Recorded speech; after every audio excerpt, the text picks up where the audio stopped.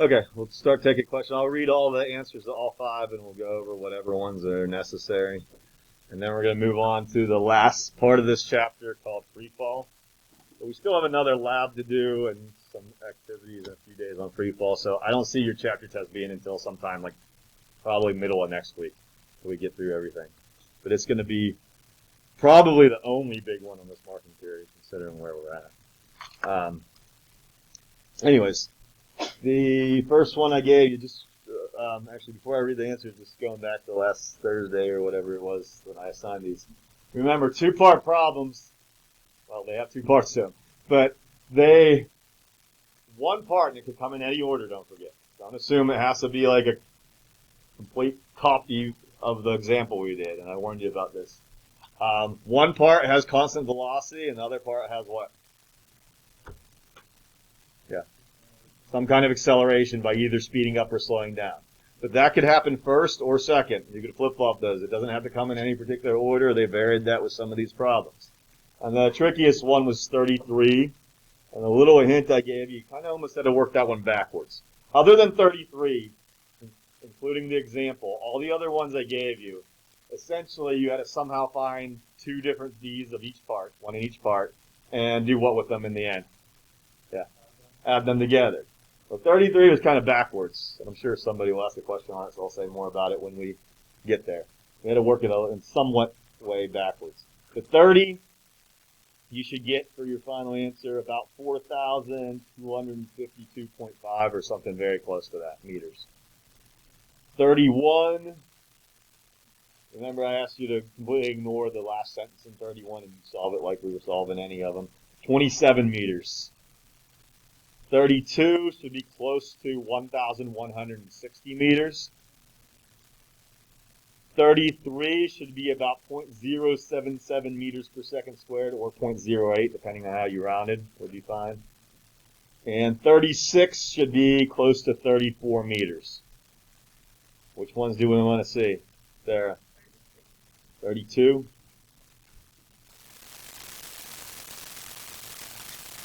Okay.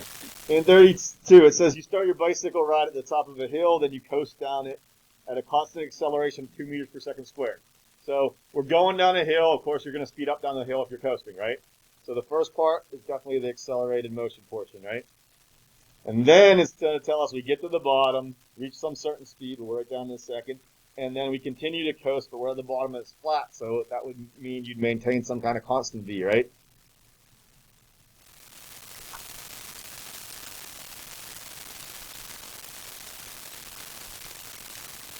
Now, if we're starting at the top of the hill and just going from a coasting and not pedaling, we'd have to start from rest, right? So we got to put VI 0 to start. We know the acceleration is straight up given as 2 meters per second squared. We always got to think, do I have to make that negative for any reason? Shouldn't have to, right? We're going to continue with the theme of what direction we're going in, the positive direction. And therefore, if we sped up, that would stay positive, right? And we eventually reach a final velocity of 18 meters per second at the bottom of the hill, right? Then, here's the crossover piece of information that often happens. That VF becomes my constant V over here in this column, right? Because that's what I'm going to maintain, 18 meters per second. I'm going to maintain this for 1 minute, and I'm going to immediately convert that. That's easy, 60 seconds, right? How far will you have gone from the time you left the hilltop? So essentially we want the total D again, right? So we should have enough to solve for, we'll call the D in this one, D1 and D2, just to distinguish them. If we look down what we have, we got 3 out of 4 things. We should be able to use a kinematic equation in this column, right?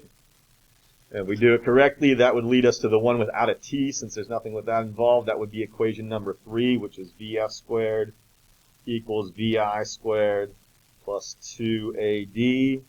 VI 0, we could get rid of that right away. And if we solve this for the D for part 1, that's going to be VF squared divided by 2A. Plug in the numbers. That's going to be 18 squared divided by 2 times 2.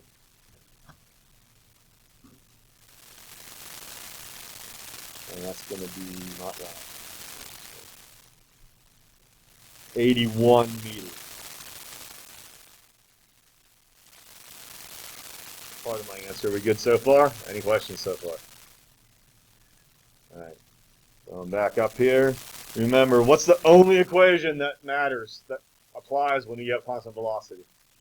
Yeah. Is that louder? Right. V equals d over t, essentially, right? Okay.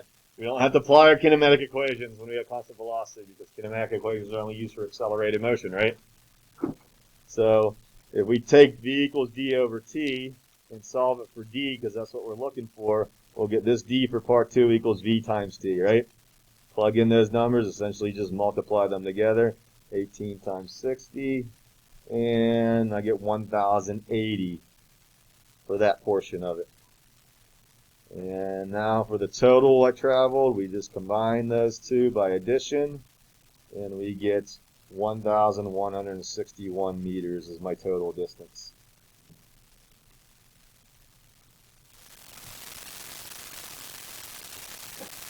Are you okay on that one? Any other questions on that one? All right, others. Ethan, 33. All right, pay close attention to this one because this is the usually the most missed one in this set.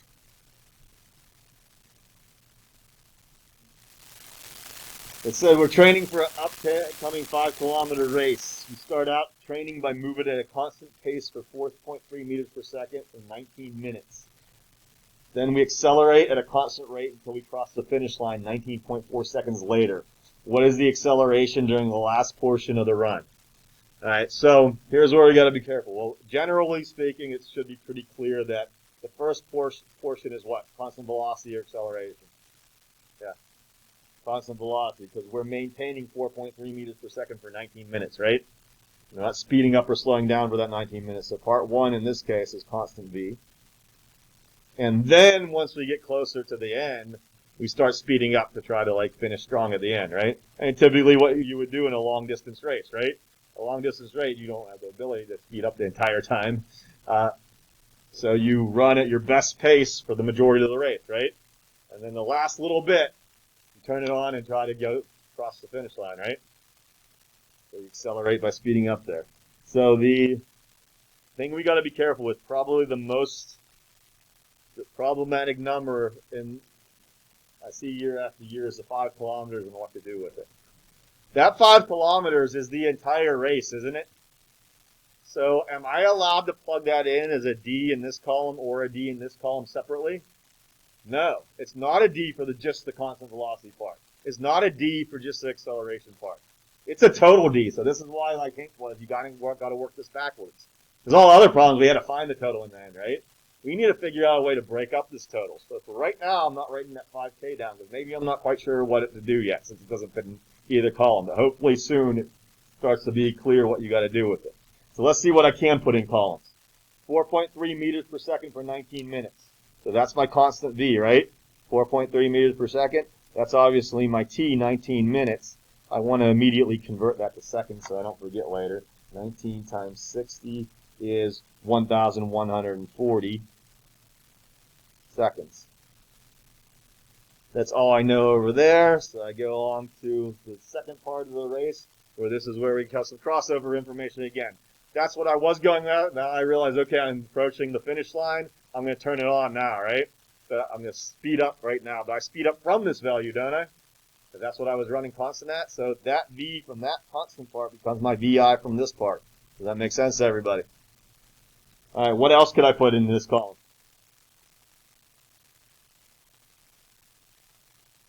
One other thing. What else does it tell us? For the accelerated motion part only, yes. Exactly, and that was 19.4 seconds, right? And just so we don't get them confused, let's do this. Since I have a T in each part that represent different T's, let's subscript them 1 and 2 for part 1 and part 2 so we don't get them confused as the same thing. Now remember, the goal is, and this is where some of us need to get a little bit better on one thing. It didn't happen, I wouldn't say common, but it happens enough to mention. On the quiz, on one particular problem, some people got a lot wrong because you didn't answer what was being asked for. All right. If you solve for something that's not being asked, it's fine. It has nothing to do with getting the answer you're trying to get to. You got a problem, you're gonna miss a lot of points. All right. So we always got to make sure it's almost like always clear what it's asking for if you're reading clearly. This one says, what is her acceleration during the last portion? So part 2 is the last portion. I got to find A, right? But I got a problem right now. Because I could look over here and see, as of right now, I only have 2 out of 3 things. And all the kinematic equations have how many variables, at least in it? 4. So to be able to use one to solve for A, I need to know another given, don't I? I can't solve an equation with 2 unknowns. One equation with 2 unknowns. It's impossible to get an actual numerical answer out. So that means I got to see somehow that 5 kilometers got to come into play somehow. But even if you're still not sure how, you always have to keep this in mind. You got to sometimes, actually it'll become more often soon, but you always got to be aware you got to solve things that they don't ask you for sometimes in order to solve for things they do. All right? We know we got to find acceleration, but I can't go straight there, right? So I got to start looking, what else can I find? I can't use any kinematic equations, so this is on hold right now, all this stuff, right? But what can I find over here? Good. Exactly. So if I found this d, which I can because I can only have the equation v equals d over t for constant velocity, right? If I rearrange that for d for part 1, it would be d equals v times t1, right? So I'm going to find that because that's really the only thing I can do right now and see where that takes me. 4.3 times 1140. And if I remember right, correct me if I'm wrong here, I think that comes out to 4,902 meters, right? All right, well, that still doesn't directly help me yet. I'm getting somewhere now. Be careful, I cannot use this d over here, can I? That's the d I ran for. Constant velocity, right? But why can that help me? I can't transfer that number directly over here, but how can it help me? David. Right, this is where the 5K comes in. And we got a little simple converting. Let's do that over here. All right, the 5 kilometers, remember, I'm not putting it in either column because it doesn't belong in either column. It was a whole race. But number 1, 5 kilometers is the same as 5,000 meters, right? And now if I subtract those two, 5,000 minus 4,902, this is not a physics equation. This is where common sense has to come in. All right? I can't give you a formula that says do this. This is where this comes in. All right?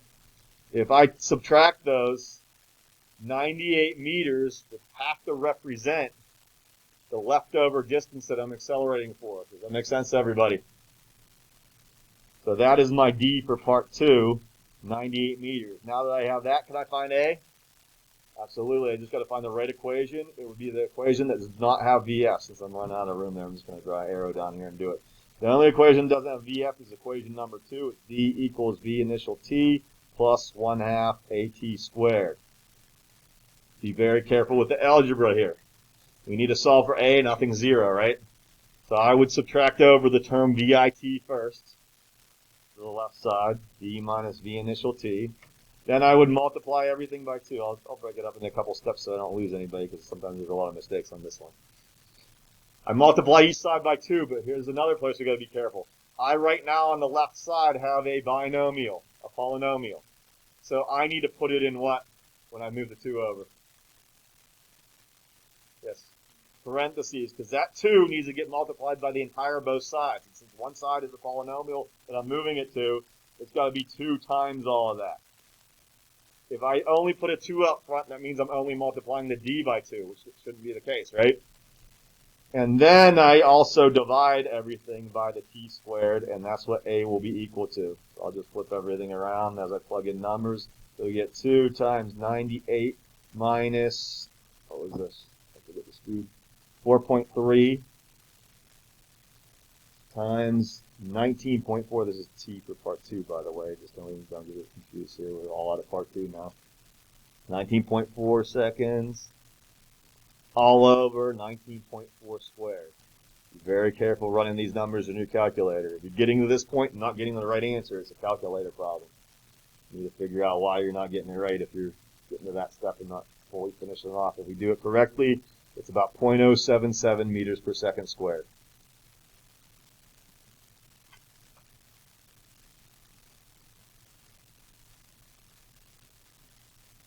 Any questions at anything I did in that problem?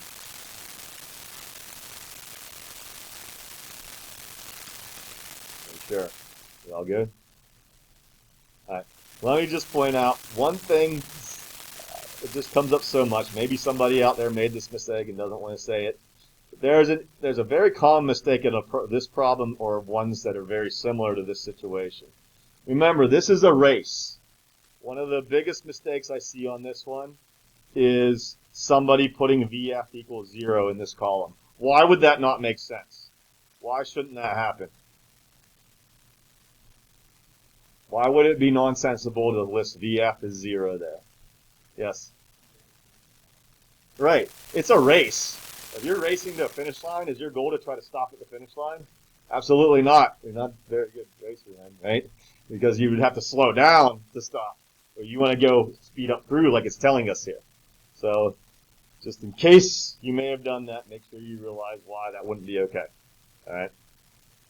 All right. Any questions on any of the other problems before we move on? All other ones are pretty similar. All right. You won't see these come up again until like the big review set we have a couple of days before the tests. But you will see more of these. All right, we're going to flip over now to, well, I'm not going to put the notes up yet. I'm going to talk about it first. But like always, when I do put some new notes up here, it's up to you if you want to write them down because they will be posted to the classroom anyway. But I'm going to discuss some things first and show a few demonstrations on what's called free fall. And I usually use my bowling ball in this demonstration, but Mr. Sable stole it. Don't worry, last period I had Jake and I yelled at him the whole time because of it. I'm going to take a moment to try to rearrange my camera a little bit. So,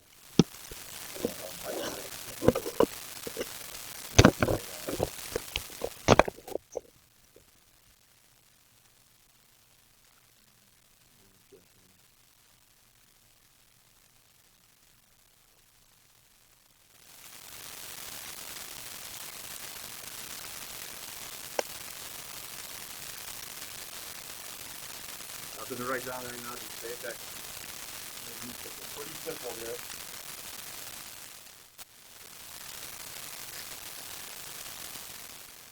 I just want you guys to offer something to that was basically made up a little bit.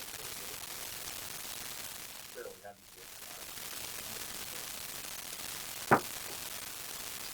Based on what you guys just saw, what's some conclusions we can make about what the number is getting a good stuff? The ball is heavier than the paper, that is true. Anything else we can say? Yeah.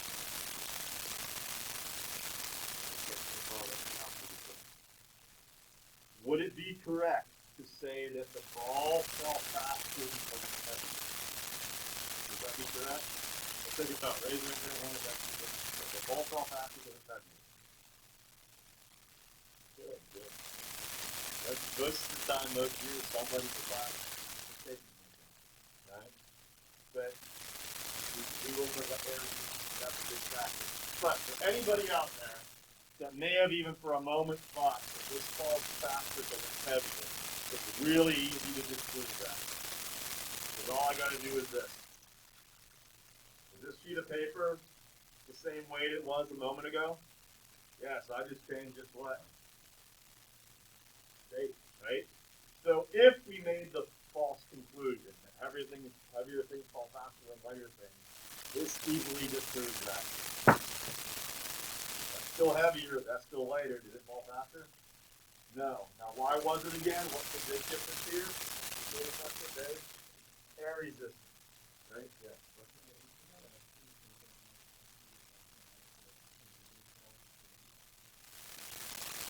It all depends on their aerodynamic properties along with their mass. We talked surface area than that. But the main point here, right now, we'll talk about that today. Right now, the main point is, if air resistance becomes a non-factor, all things fall at the same rate. The only reason why it seems like they don't sometimes is because many objects are greatly affected by air resistance. Objects that aren't very aerodynamic, on top of being very light, are most susceptible, because a sheet of paper is very light and has a lot of surface area, right? So it has, right, almost immediately, air resistance builds up enough to make it not fall as fast as an object that is more aerodynamic and heavier all at the same time, right? But if we could get rid of air resistance, everything falls at the same rate then. Everything. It doesn't matter if we drop a chunk and a feather. If we could suck all the air out of this room, we'd all be dead. But in our lasting moments, everything was free fall at the same rate. So instead of doing that demonstration, which is kind of a downer, I got a similar one, which we all won't die. In this tube, there's a penny and it's just a little piece of paper. It's not crumpled up. There's a small little like corner of it off. And I'll walk around a little bit. See, when I push this button down, the penny falls down a lot faster than the little piece of paper, right? So the line behind it, it's like that piece of paper was a side, right? So what I can do is suck all the air out of this tube. I'd rather use a cap.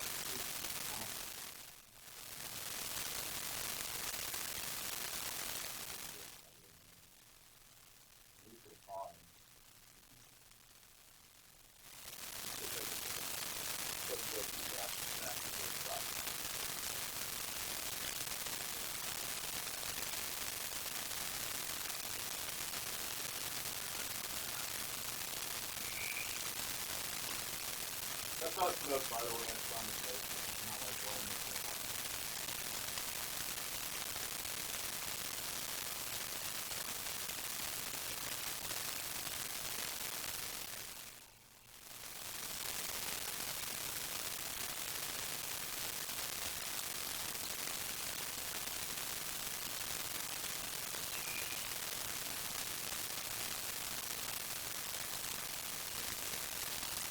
The seal on this thing isn't perfect, so it only worked the first couple times I pushed it up and down. But now we can see each one. At the same time now, right? All or nearly all the air sucked out of the tube. And then those things fall half like a little off and then back in. So if I put all the air back in, then the lab goes on. So when we study what we call free fall against the next few days, free fall, the free is the term free fall, means free of all forces other than what makes us fall, and that's obviously what? Gravity, right? So even though there's air resistance present, we're allowed to use free fall formulas if the air resistance is negligible. That means so low that it's not affecting the object, right? So like this thing, air is present. Do you think air is having much effect on that? No. So we're allowed to use free fall equations on that, and they'll be very accurate, even though air is present. So it's a situation where it's so low it's negligible. But what we can't do is use these free fall formulas, which are actually the same as the two-line equation, which we'll in a second, to calculate how fast this thing's going when it hits the ground. Because air obviously has a huge effect on that, right? We could still figure out about how fast that hits the ground using some fluid mechanics equations, but fluid resistance, but those get pretty tricky. And of course, we don't study fluid dynamics. We'll talk about it a little bit more in the coming days, but we only study the rest of the default equations. The air resistance is not present or negligible. And if that's the case, many of us probably heard this number somewhere. Somebody knew it in the last class. If air resistance is negligible at or near the surface of the Earth, everything falls at a certain rate. And that rate is, does anybody know the number? I have any idea? No? It's 9.8 meters per second squared. Did anybody ever happen to hear that number before? From here on out, you can't forget that number. All right, it'll be in the notes here in a second.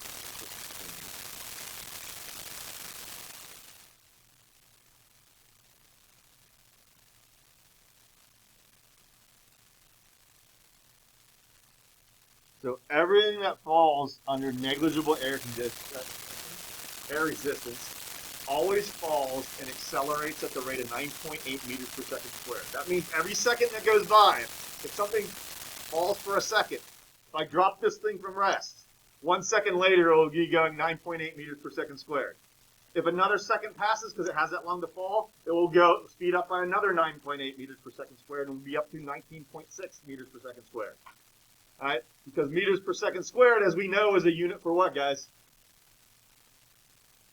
Acceleration.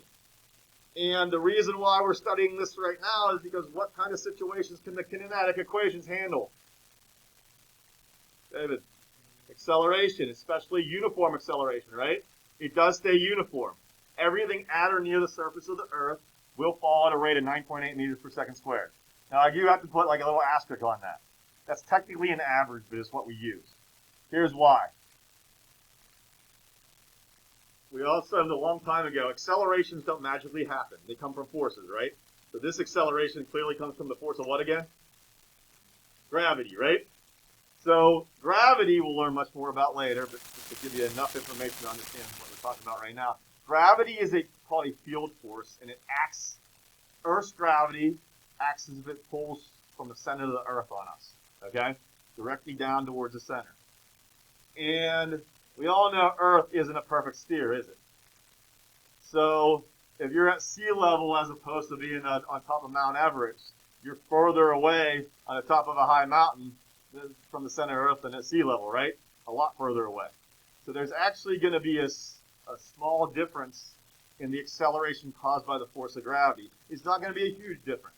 You know, as long as you're still really close to the surface of the Earth, even if the elevation is low, it might get down to like 9.7 something, okay, as a low end, and be like in the high 9.8s if you're I said that backwards. If you're in the low elevation, it's higher because you're closer to it. So it might be in like the higher 9.8s. If you're up in a higher elevation, it might be more like in the 9.7 somethings. All right. It doesn't have a big range, but it can be experimentally verified that it changes because we're further away from its source, which is the center of the Earth. So when we say 9.8, that's kind of like an average. All right. So unless told a more specific value, we're going to use 9.8 as the acceleration due to gravity anytime we have a free fall situation.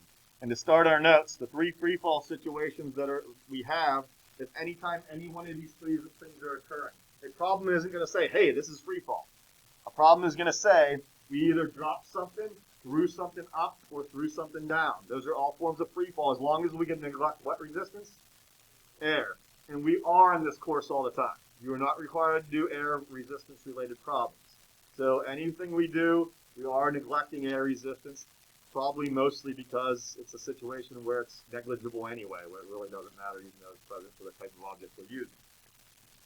So any of those, even throwing something up and throwing something out, not when it's in my hand, but once I release it, the only force on it is the force of what? Gravity. Therefore, it's free of everything but gravity, and that's why we call it free fall. Okay? So a lot of this is just recapping stuff. That's the most important stuff I said. And by the way, 9.8 is the magnitude. Now we bring in direction. If we want to use the kinematic equations the same way they're written and not have to adjust it, because that would be ridiculous because we already know them a certain way. If we want to use the kinematic equations the way they are, then what we have to do is make down the negative direction. But doesn't that make sense anyway, guys? Right? So you could, if you're really stubborn, call down the positive direction. But if you did that, you'd have to adjust every sign in the kinematic, or most signs in the kinematic equation. But why do that if we already know them one way? That would make it more confusing. So the least confusing thing to do, so they can still handle this scenario, is make down negative. Therefore, as we drop things, they speed up, right? If you drop something, it speeds up. So if down's the negative direction it's going in, to speed up, the A has to be negative, right? So that corresponds with everything we learned before, negative 9.8 meters per second squared. So here's where we got to be careful. Even if I throw something upward, what's the acceleration due to gravity still? What number? With the right sign. Whether I throw it up, drop it, or throw it down, what is the acceleration due to gravity still? Negative, though. Negative. Even if I throw it up. Because if I throw something up and you try to tell me that is positive, would it ever come back down? No. If you mess that up, this is where you have mathematical breakdowns in the formula. Because in nature, you don't throw something up and it doesn't go faster and faster and faster upward, right? The reason why it comes back down eventually, stops at the peak and comes back down, is because this is always negative. All right? Always. Never use this number in the kinematic equations as a non-negative. Now, I do have to say something else after saying that. In the future, this is a very important number. It's not going to just be used in the kinematic equations. In the future, in some other topics, it will be in some other formulas. Sometimes those other formulas that we will use it in don't really care about direction, and only want its magnitude or its size. When we get to that point, I'll remind you of this, but I'm still going to say it now. That doesn't mean later on we're going to say this is in the positive direction. Later on, we just might not care about direction. We might be dealing with more like scalars or something like that, all right? We're never saying it's not negative. We're just saying sometimes we don't care about direction. With the kinematic equations, we absolutely have to care about direction, okay? So more will be discussed on that later. And like I keep saying, this is important. This is why I underline this. This number, this value, is the acceleration due to gravity. If you call it the force of gravity, you're absolutely wrong. Look at the units on this number. Those are units for what? Acceleration. Now, acceleration, yes, they're caused by forces, but they are not a force themselves. Forces cause objects to accelerate. So never refer to this as the force of gravity. Even after saying that, all through the year, there's always a couple people here and there will do that, but that's incorrect. This is the acceleration due to the force of gravity, caused by it.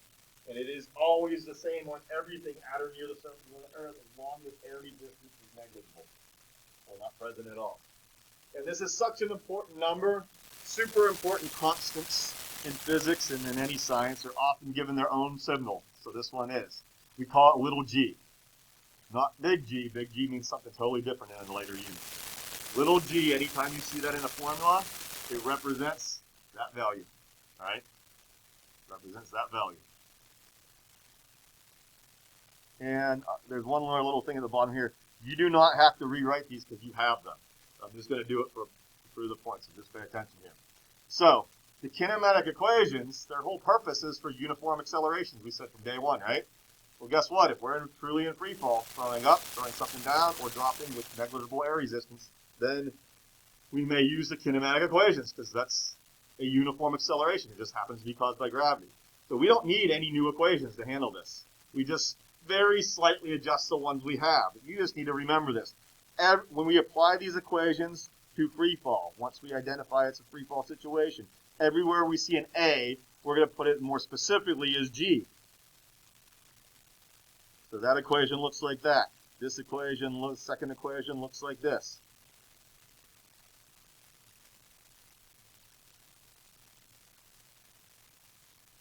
Third equation looks like this. And actually, the final one doesn't have A in it anyway, so it would still stay the same, wouldn't it? Because remember, G is just a specific acceleration due to gravity. So anytime we deem a problem's free fall, and we won't get to the actual problem solving until tomorrow, we just use these same equations. Just everywhere there's an A, we just make sure it's negative 9.8 when we plug it in. Okay? And those are our free fall equations. It's very slightly adjusted with a specific A in them. And something that's important enough that I put, I didn't mean to do that. Go back here. I put as one last little note. This will be important tomorrow when we start the problems. If a stationary object is dropped, you should assume the initial is 0. So if I took this ball and simply dropped it, isn't my initial velocity at 0 because it's at rest? All right? You must get that. It's not going to tell you that in the problem where we drop. If something is dropped and it sounds like it's dropped from a stationary point, then VI is 0. The problems we get to tomorrow on this, they will not tell you that you have what G is. You now know it since I explained it to you. Then as soon as you deem a problem free fall, you immediately write down G equals negative 9.8 meters per second squared as one of your givens. Is a constant. Now, G is different for different planets, moons, whatever. Why, we'll get to more later. Some of us probably already have a decent idea why, but that'll be for another time. But if we ever are doing a problem that is not on Earth, I don't expect you to memorize G's for other planets. It would be given in the problem in that case, okay? But assuming we're on Earth, and most of our problems deal with that, we have to know that if we're in free fall, G is negative 9.8 meters per second squared.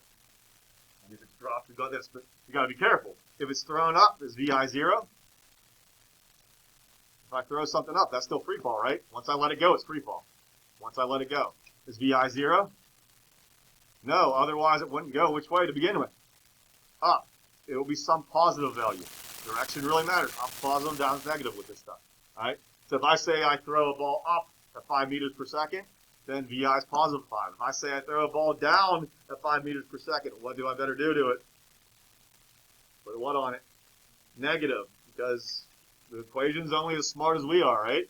They'll do exactly what we tell them to do. And if we try to say I threw something down and the VI is positive, that doesn't make any sense, does it? That's not throwing it down, that would be throwing it up. Also, we got to make sure we're careful with distances. Displacements, I really should say, about direction here. If I say I dropped this and it fell 2 meters, it fell 2 meters. So that 2 meters better be what? When you fall, you go which way? Negative direction. So you would have to list that as negative 2 meters as a given. Because if I don't, then I'm going to have a mathematical breakdown. Could I drop something and it goes up? That's impossible. If I literally drop it, it's going to go down. So if you don't have that corresponding signs that make sense, you'll eventually get some kind of mathematical inconsistencies in the formulas that you can't solve. And that happened before for other reasons, right? That we talked about, like negative times can't happen and stuff like that. So still, it's not like direction didn't matter before, but it really, really, really matters now. It's going to be something even bigger now. All right, we're almost out of time, so I'll stop there. We'll be ready to jump right into the example problem on this stuff tomorrow.